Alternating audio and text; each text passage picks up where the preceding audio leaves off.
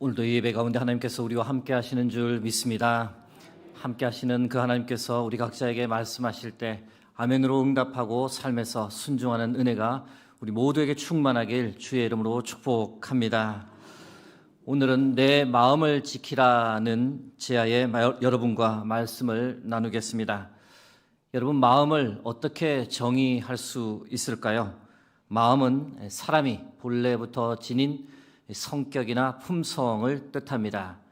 또는 사람의 생각, 감정, 기억 따위가 생기거나 자리 잡는 공간이나 위치를 의미하기도 합니다. 잠언 4장 23절 말씀을 보니 마음을 지키는 것이 얼마나 중요한지 이렇게 표현합니다. 모든 지킬 만한 것 중에 더욱 내 마음을 지키라. 생명의 근원이 이에서 남이니라. 마음을 지키는 것이 모든 것 중에서 가장 중요하다라고 말합니다. 그 이유는 생명의 근원이 바로 이 마음에서 나오기 때문입니다. 한 조사에 의하면 한국인들의 마음 건강이 좋지 않다고 합니다. 자신의 삶이 불행하다 그렇게 느끼는 사람들이 점점 더 많아진다는 건데요. 여성들이 남성보다 더 많이 그렇게 느끼고 연령대별로는 30대가 가장 많이 자신의 삶이 불행하다라고 생각한답니다. 여러분 다 아시는 대로 대치동 하면 학원가로 유명합니다. 그런데 그 동네도 요즘 경기가 좋지 않아 폐업하는 가게들이 한두 곳이 아니랍니다. 그런데 여러분, 대치동에서 결코 사라지지 않는 직업군이 두 개 있답니다. 하나는 학생들의 체력과 면역력 증진을 위해 꼭 필요한 한의원이 그렇답니다. 다른 하나는 이 성적과 진학 스트레스 속에 살아가는 학생과 그리고 심지어 학부모들까지 상담을 해야 하는 이 마음의 힐링을 책임지는 정신과 의원이 사라지지 않는 직업군이랍니다. 여러분, 우리가 마음을 잘 지키지 못해 우리 마음이 무너지면 사람은 쉽게 마음병에 걸리게 됩니다. 오늘날 현대인들이 앓기 쉬운 마음병이 어떤 것이 있을까? 첫 번째는 우울증이 있습니다. 일시적인 것이 아니라 오랜 기간 기분이 저하되고 의욕상실증이 동반될 때 우리는 그것을 우울증이라고 말합니다. 우울증에 걸리면 빨리 병원에 가서 치료를 받아야 합니다. 방치하면 시간이 흐를수록 만성이 되고 더 심해지기 때문에 그렇습니다. 현대인이 앓기 쉬운 마음병 두 번째는 불면증입니다. 요즘 뉴스에도 자주 보도되고 있지만 5년 전보다 이 불면증, 수면 장애로 고생하는 사람들이 30%나 증가했다고 합니다. 방치하면 기억력, 집중력, 판단력이 떨어지고 이 신경이 예민해지면서 불안장애와 같은 질환을 일으킬 수 있습니다. 이 역시 오래 방치해 두시면 안 됩니다. 현대인이 앓기 쉬운 마음병 세 번째는 인터넷, 휴대폰, 이 게임 등의 심리적인 중독 현상을 보이는 겁니다. 스트레스를 해소하려고 어떤 특정 행동이나 특정 대상에 과하게 몰입하다 보니 정상적인 생활을 하기 힘든 지경까지 가는 겁니다. 이런 중독에 빠지면 짜증을 쉽게 내고 충동적이고 공격적인 행동을 보일 때가 있습니다. 대인관계를 기피하고 신체적 건강까지 해치게 됩니다. 현대인이 앓기 쉬운 마음병 네 번째는 공황장애가 있습니다. 심리적 불안에서 나타나는 불안장애의 일종입니다.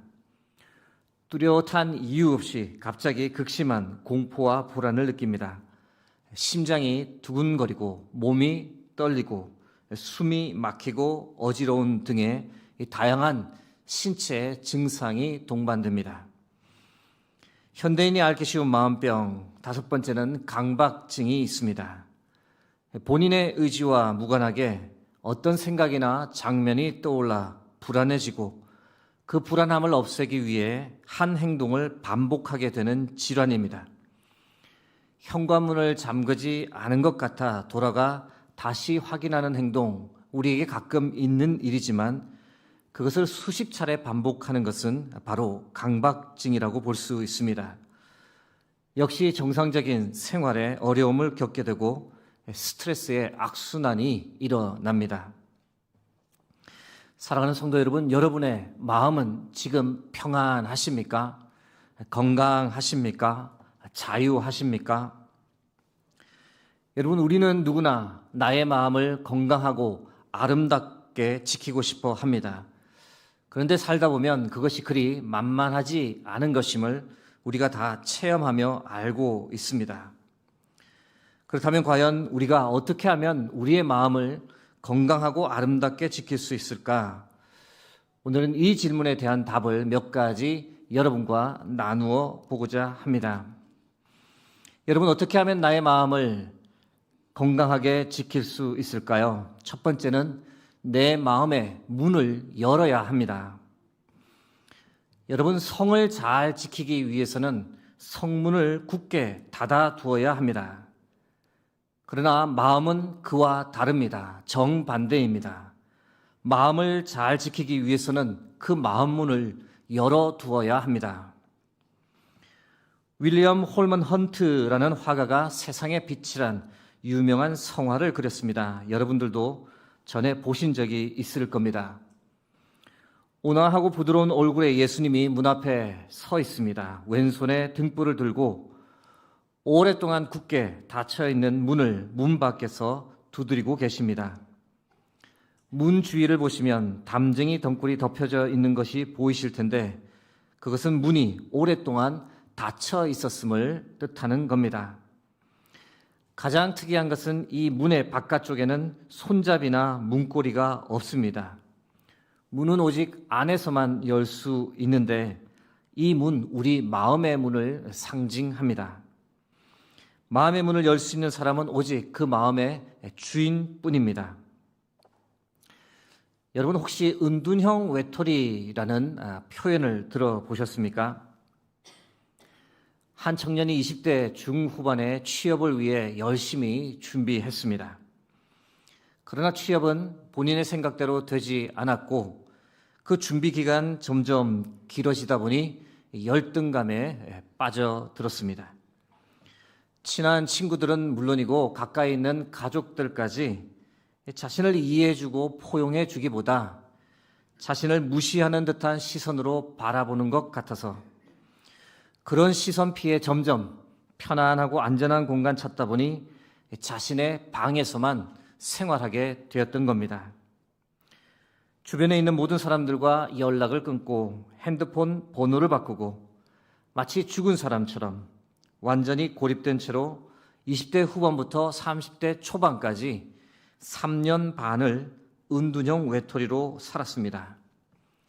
당연히 건강이 나빠졌습니다. 체중은 급격히 늘어나고 방의 위생 상태가 엉망인지라 피부병이 생기고 치아 상태도 좋지 않았습니다.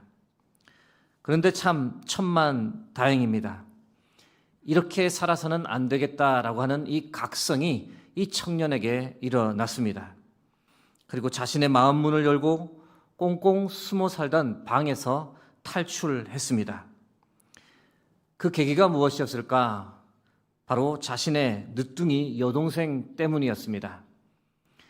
2023년 당시 중학교에 입학을 했는데 처음으로 친구들을 집으로 초대하게 되었습니다. 친구들과 자연스러운 대화 중에 친구들이 너희 오빠는 뭐해? 라고 물었는데 여동생이 제대로 대답을 하지 못하고 머뭇거렸던 겁니다. 그 상황을 오빠가 방에서 얼핏 듣게 되었던 겁니다. 동생에 대한 미안함, 여동생 생일날에 작은 선물 하나도 사주지 못하고 지내는 자신의 모습에 화가 나면서 갑자기 각성이 되었습니다. 이대로 살아서는 안 되겠다.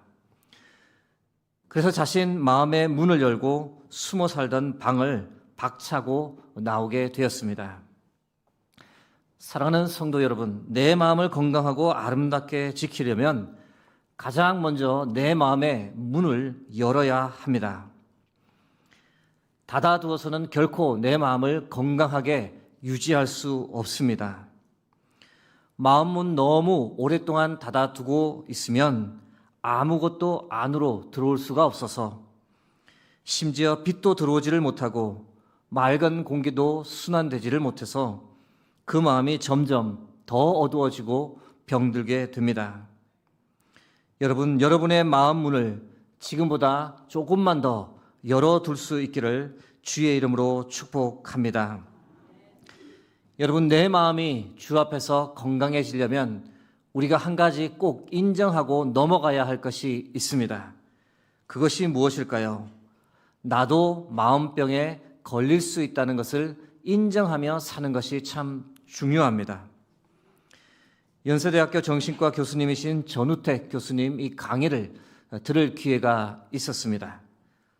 믿는 성도님들과 관련해서 몇 가지 임상 결과를 나누어 주셨는데 두 가지 내용에 제가 좀 다소 놀랐습니다. 하나는 신앙이 좋은 사람도 마음병에 언제든지 걸릴 수 있다는 겁니다.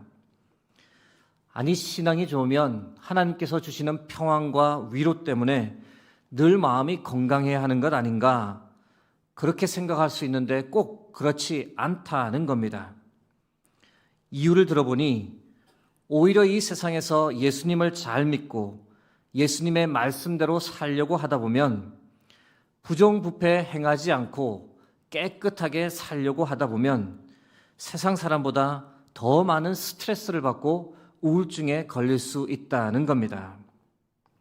가만히 생각해 보니 교회에서 나는 신앙이 괜찮아, 나는 신앙이 좋은 사람이야 라는 것을 어떻게든 보이려 애쓰다 보면 더 스트레스를 받고 살아갈 수 있겠다라는 생각을 하게 되었습니다.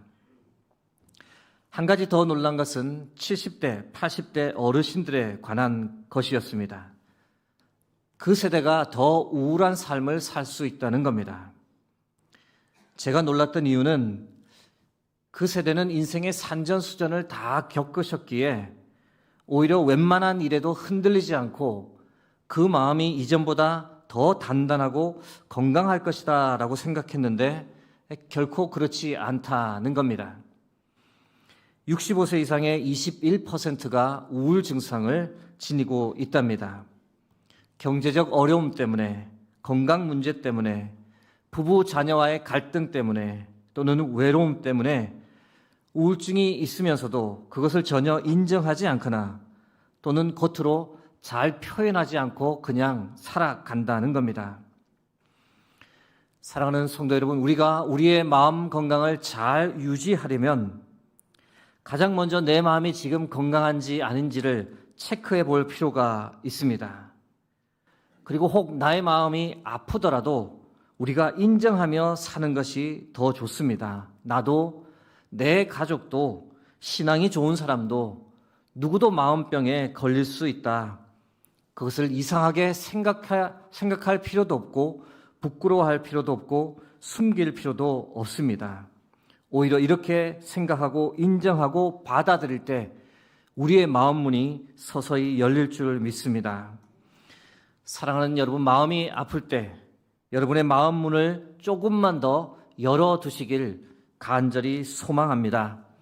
따스한 햇빛 들어오도록, 신선한 공기 드나들도록 여러분의 마음 문 열어두셔서 여러분의 마음이 이전보다 더 아름답고 더 건강하게 지켜지도록 주의 이름으로 축복합니다.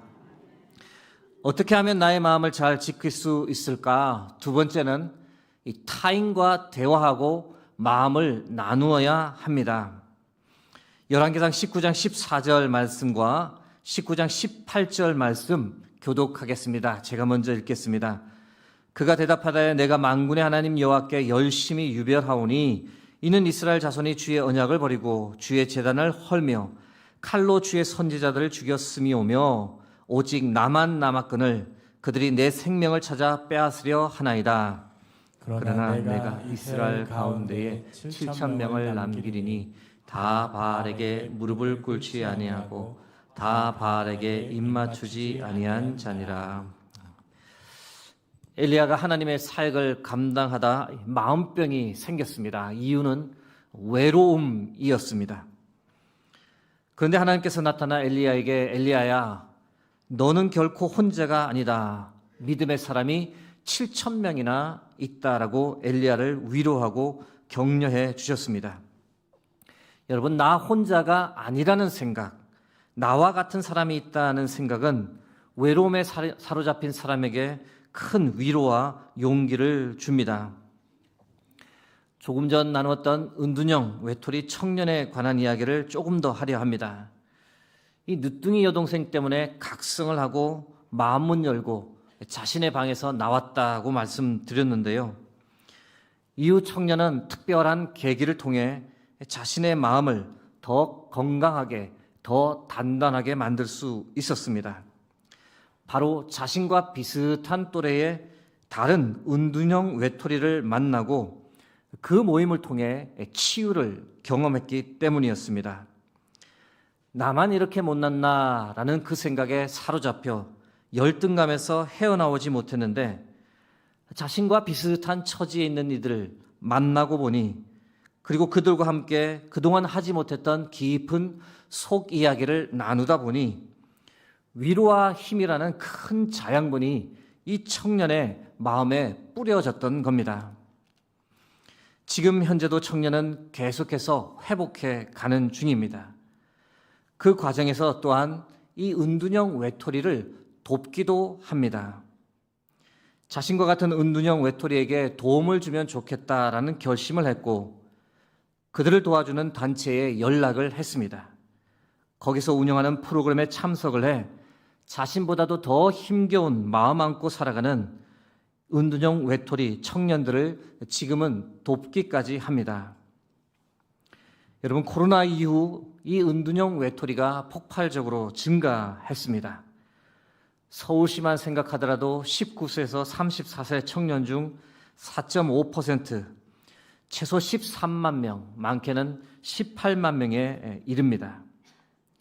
이들을 돕는 가장 좋은 방법 두 가지가 무엇일까요? 바로 하나는 말을 터놓고 편하게 말할 수 있는 같은 처지에 있는 친구를 만들어주는 겁니다. 다른 하나는 자립할 수 있는 동기를 만들어주는 겁니다. 사랑하는 성도 여러분, 이 경우를 생각할 때 나의 마음 건강하게 지키려면 가장 먼저는 나의 마음 문을 열고 다음으로는 세상에 나와 다른 사람들을 만나고 대화하는 것이 중요합니다. 이것을 위해 교회 생활하는 것이 얼마나 큰 도움이 되는지 모릅니다. 목회 데이터 연구소 자료 중 이런 설문조사 내용이 있습니다. 종교가 외로움 극복에 도움을 주는가라는 질문에 사람들이 답한 응답인데요. 왼쪽 보시면 주황색 종교인들이 답입니다. 63%에 달하는 사람들이 도움이 된다. 종교 생활하는 것이 외로움 극복하는 데 큰 도움이 된다라고 응답했습니다. 오른쪽에 개신교인 답변만 놓고 보면 무려 74%의 사람들이 도움이 된다라고 답했습니다. 어떤 활동이 구체적으로 외로움 극복에 도움이 될까? 이 질문에는 예배 참석이 도움이 된다 74%, 소그룹 모임이 도움이 된다 78%, 가장 도움이 되는 것으로는 봉사활동에 참석했을 때 84%의 사람들이 도움이 참 많이 된다라고 답했습니다. 외로움을 극복하는 데 종교가 어떤 역할을 합니까? 라는 질문에는 만족감 10%, 소속감 39%, 가장 많은 응답은 영적 회복 49%라고 답했습니다. 이 신앙생활을 하며 영적으로 회복되는 것, 이 마음이 회복되는 것이 외로움 극복에 큰 역할을 하고 있음을 우리가 알 수 있습니다. 사랑하는 성도 여러분, 우리가 우리 마음을 잘 지키려면 먼저 마음 문을 열고 그리고 나가 사람을 만나 대화를 하고 마음을 나누어야 합니다. 가급적 현장 예배에 나오셔서 현장 예배의 은혜를 누리시고 마을 모임에 참석하실 수만 있다면 참여하셔서 삶과 마음을 자꾸 나누고 기도 제목도 나누고 서로 기도하면서 모임을 통해 큰 위로와 힘을 얻을 필요가 있습니다. 여러분, 여러분의 마음을 건강하고 아름답게 지켜나갈 수 있길 주의 이름으로 축복합니다. 어떻게 하면 나의 마음을 잘 지킬 수 있을까? 세 번째, 하나님의 은혜를 받아야 합니다. 열왕기상 19장 4절에서 8절까지의 말씀 다시 한번 교독하겠습니다. 자기 자신은 광야로 들어가 하룻길쯤 가서 한 로뎀나무 아래에 앉아서 자기가 죽기를 원하여 이르되 여호와여 넉넉하오니 지금 내 생명을 거두시옵소서. 나는 내 조상들보다 낫지 못하니이다 하고 로뎀나무 아래 누워 자더니 천사가 그를 어루만지며 그에게 이르되 일어나서 먹어라 하는지라. 본즉 머리밭에 숯불에 구운 떡과 한 병 물이 있더라. 이에 먹고 마시고 다시 누웠더니 여호와의 천사가 또다시 와서 어루만지며 이르되 일어나 먹어라. 내가 갈 길을 다 가지 못할까 하노라 하는지라. 8절 말씀 합독하겠습니다.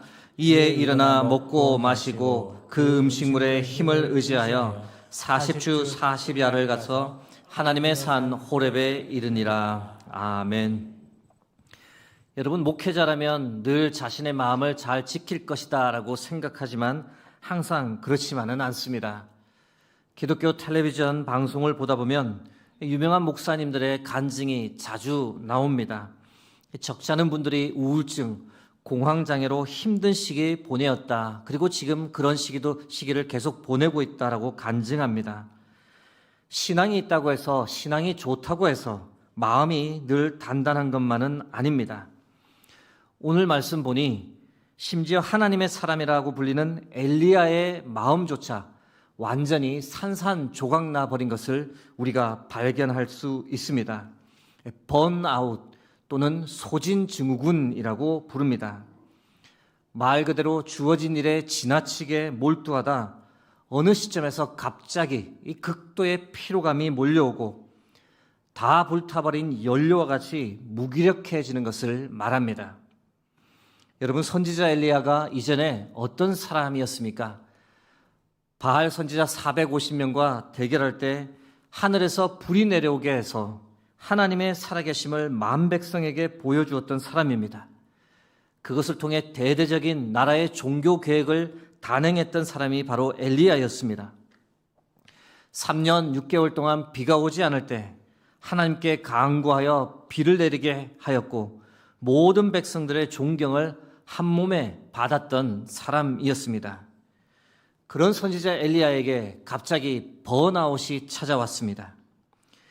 이세벨이 자신을 반드시 죽이겠다는 그 협박이 무엇이라고 그것에 놀라 번아웃이 시작되었습니다.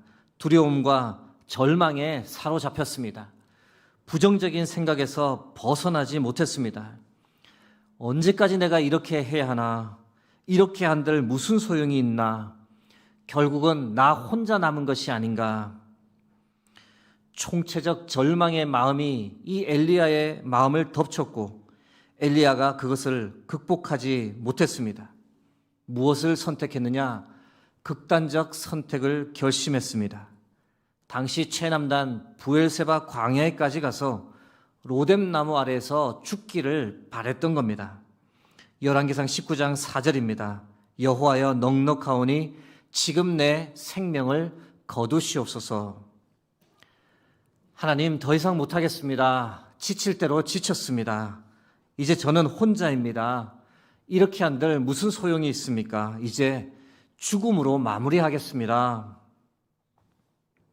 그런데 이때 하나님의 은혜가 이 산산조각 나버린 엘리야의 마음에 임하기 시작했습니다. 어떤 하나님의 은혜가 엘리야의 마음에 임했을까요? 가장 먼저 하나님은 엘리야를 결코 혼자 두지 않으셨습니다. 여러분, 극단적 선택 위험성이 높은 사람들에게 가장 먼저 조치돼야 할 처방은 그 사람을 절대 혼자 두어서는 안 되는 겁니다. 우리 하나님 여호와의 천사를 엘리야의 곁에 두시며 엘리야를 계속 지켜보고 계셨습니다. 다음으로 하나님은 엘리야를 어루만져 주셨습니다. 열왕기상 19장 5절 전반부 말씀입니다. 로뎀 나무 아래에 누워 자더니 천사가 그를 어루만지며 쓰다듬었다는 겁니다. 천사가 꼭 끌어안고 토닥여 주었다, 손을 꼭 잡아주었다라고 생각하셔도 좋습니다. 너의 힘든 마음 다 안다, 그렇게 말씀하시는 하나님 아버지의 마음이 우리 모두에게 전달되는 장면입니다. 마지막으로 하나님은 엘리야를 먹이셨습니다. 열왕기상 19장 5절 후반부입니다. 그에게 이르되 일어나서 먹으라 하는지라. 죽고 싶은 엘리야에게 식욕이 있었을 리 만무합니다. 그러나 먹지 않으면, 육체의 에너지가 공급되지 않으면 더 부정적인 생각에 사로잡히고 번아웃에서 결코 헤어나지 못할 것을 하나님이 너무도 잘 아셨기 때문에 하나님께서는 육신의 힘을 어떻게든 보태고자 엘리야에게 먹을 것을 공급해 주셨습니다. 그리고 다시 한번 잠든 엘리야 곁을 떠나지 않고 계속 지켜보셨으며 다시 어루만져 주셨고 다시 먹여 주셨습니다. 사랑하는 성도 여러분, 우리가 우리 마음을 잘 지키기 위해서는 바로 이런 하나님의 은혜가 우리에게도 절실히 필요한 줄 믿습니다. 옆에 함께 해주시고 어루만져 주시고 먹이시는 그 하나님의 은혜, 엘리야가 경험한 그 은혜가 우리 모두에게도 다 필요합니다. 여러분, 두려움, 절망감이 밀려올 때, 더 이상 살 힘이 없다고 느껴질 때 엘리야처럼 하나님께 나와 하나님께 다 마음을 쏟아놓고 그때 하나님께서 부어주시는 은혜, 붙잡아 주시는 은혜, 어루만져 주시는 은혜, 회복시켜 주시는 은혜를 우리 모두가 풍성하게 경험하며 살아가길 주의 이름으로 축복합니다. 이제 말씀을 맺고자 합니다. 여러분, 우리의 마음은 참 깨지기 쉽습니다. 그래서 우리 중 많은 사람들은 더 이상 깨지고 싶지 않아 아프기 싫어서 마음 문을 완전히 닫아버리고 사는 경우가 있습니다. 그런데 그렇게 마음 문 닫고 살면 우리의 마음이 굳어지고 생명력을 잃어버리고 살 소망을 느끼지 못하게 됩니다. 사랑하는 성도 여러분, 그러지 말고 우리의 마음의 문을 지금보다 조금만 더 열어두시길 바랍니다. 사람을 만나 대화를 나누고 우리의 마음을 나누고 그리고 나의 마음 가장 잘 아시는 하나님께서 주시는 그 하나님의 은혜를 갈망하고 그 하나님의 은혜 받기를 사모하며 나아가는 저와 여러분 되길 주의 이름으로 축복합니다. 함께 기도하겠습니다.